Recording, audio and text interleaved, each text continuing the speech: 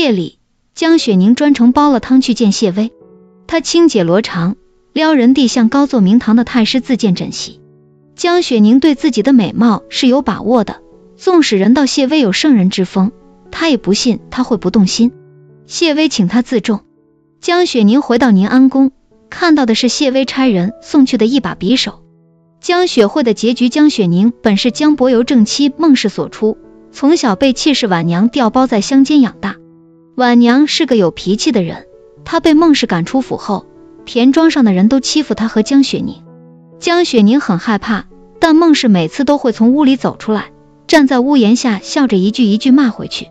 14年光阴，婉娘没有苛待过江雪宁，她的女儿江雪慧在京城被孟氏当成亲生女儿来养，倾注了10几年的母爱，以至于江雪宁不仅失去了生母的喜爱，连婉娘的那份喜欢也没有。婉娘病重离世前对江雪宁一句关怀的话都没有，只让她把一只玉镯交给江雪慧。江雪宁得知身世，回到江府，见江雪慧被孟氏养得端庄贤淑，更生不平之心不忿之意，钻了牛角尖，一门心思想要爬到6宫之主的位置上俯瞰苍生。乡野间长大的江雪宁回了京城后要学这样那样的规矩，既担心不被素未谋面的父母喜欢，又害怕下人嘲笑她不如江雪慧，日子过得非常压抑。世子燕林的出现给了江雪宁挣脱束缚的机会。她虽年少，却随父亲去过很多地方，见多识广。江伯由本就对女儿有愧，不大敢管江雪宁，纵得他假称自己是江家的远房表少爷，女扮男装的跟着燕林在京中疯玩。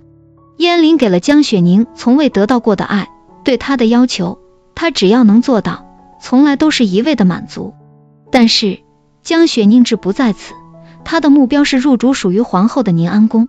一日，江雪宁跟着燕林出门玩，偶遇来找燕林的沈介。她不知沈介身份，但见燕林对她以您相称，便暗暗上了心。回家后，江雪宁找来周银之，让他查清楚沈介的底细。周银之留意打听后回报，沈介是皇帝沈郎的弟弟。沈郎病弱，膝下无子，沈介将被立为皇太弟。于是江雪宁开始有意接近沈介。沈介先遇见的人是江雪慧。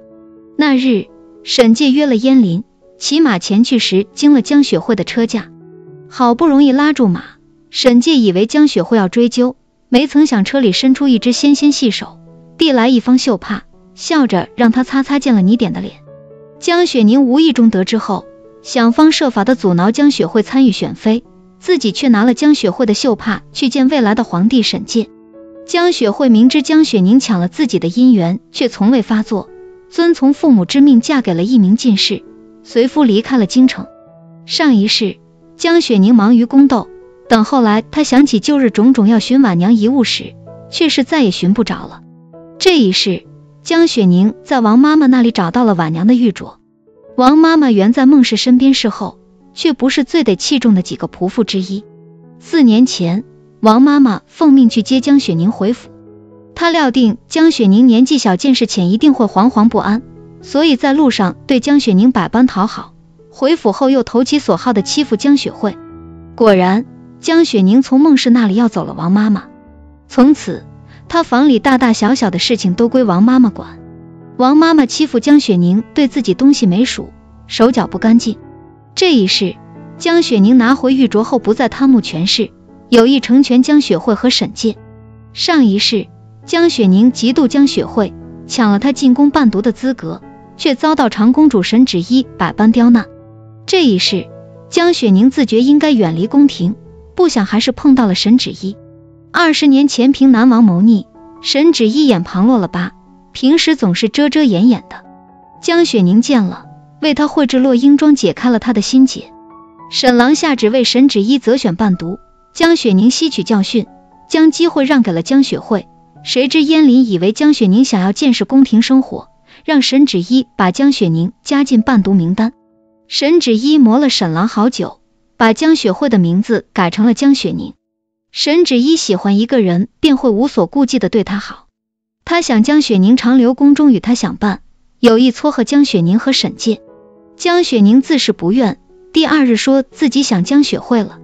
沈芷依单纯，赶紧把江雪慧也接进宫，想着姐妹俩日日见着，江雪宁就不会想要离开了。江雪慧进宫，沈介认出了她。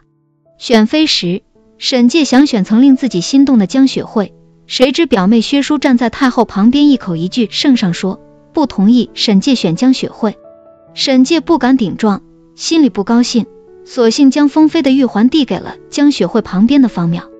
方妙的父亲是钦天监监正，他在一众伴读里并不起眼，总是墙头草般的人云亦云，随卦象决定自己的立场。玉环递到方妙面前时，唯恐神仙打架给自己带来血光之灾的方妙正默诵经文，直到太监提高声音喊了他3遍，他才回过神来。江雪慧被封为沈介侧妃。大婚那日，江雪宁把晚娘的玉镯给了江雪慧。江雪慧操起桌上一方上好的端砚，把玉镯砸得粉碎。从小，江雪慧跟着孟氏学的就是事事权衡利弊。她进宫仰仗的是江家嫡女的身份，她可以悄悄为晚娘点长命灯，但面对外人时，晚娘于她不过是个无关紧要的陌生人。江雪宁怜悯地望了江雪慧许久，未置一词，往外去了。婚后，江雪慧帮着打理王府庶务，初时颇得沈介喜爱，反倒是正妃方妙抱着混吃等死的态度，3天2头与沈介拌嘴，把沈介气得七窍生烟。这般折腾了1年后，沈介不再偏宠江雪慧，爱上了时不时吵上一架的方妙。两人琴瑟和鸣，很快方妙就怀了身孕。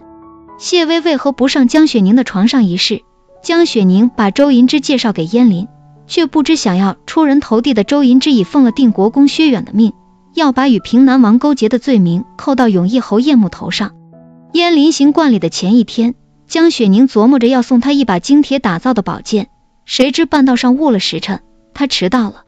等江雪宁的车驾抵达侯府时，整座宅邸哭声震天，前去赴宴的勋贵吓得脸白腿软，逃也似的往外跑。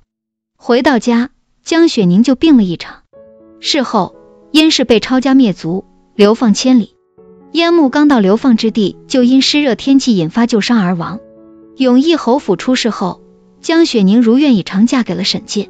没2年，沈郎驾崩，传位沈介，江雪宁当上了皇后。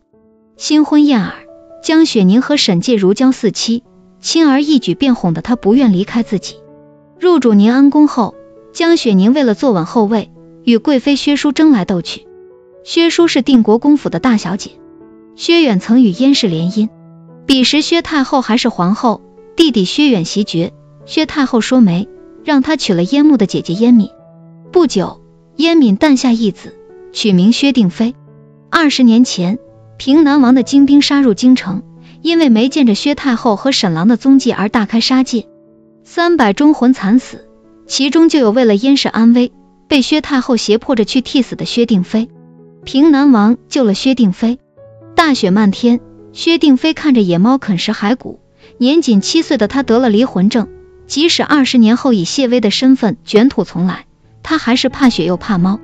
永义侯府出事后，周银之从正6品的新5卫百户升到了从5品的千户。江雪宁虽知其有虎狼之心，奈何手下无人，周银之又会办事，对其很是偏爱器重。这一切看在燕林眼里都变了味。燕氏的覆灭成了江雪宁母仪天下的投名状，而缺席冠礼不过是江雪宁根本不屑见他一面。4年后，燕林卷土重来，杀了周银之，在沈介死后软禁了江雪宁。他每每踏着夜色出现在宁安宫，用因习武而磨出了粗茧的手抚过江雪宁的面颊，絮絮地说着年少时自己对他的爱和恨。朝臣纷纷上书要求江雪宁为沈介训诫，走投无路的江雪宁去找了谢薇。彼时谢薇犯了离魂症，分不清江雪宁是真实还是幻象，他提了笔，蘸满朱砂，顺着江雪宁的喉轻轻划了一笔，红色的印记蜿蜒而下，像一道淋漓的血痕。江雪宁吓得落荒而逃。谢薇送刀本是让江雪宁杀了燕林自保，谁知江雪宁会错了意，选择了自枪。上一世，江雪宁抢了江雪慧入宫的机会，让江雪慧抱憾终身，自己也在权力争斗中失去了性命。当温热的血浸染地面时，江雪宁悔不当初。这一世，江雪宁对谢薇避如蛇蝎，却在兜兜转转间情根深种。江雪宁曾问谢薇还怕不怕猫，谢薇说猫没有人可怕。江雪宁又问她怕不怕雪，谢薇搂着江雪宁，感到周身暖意融融。她说雪总会化的。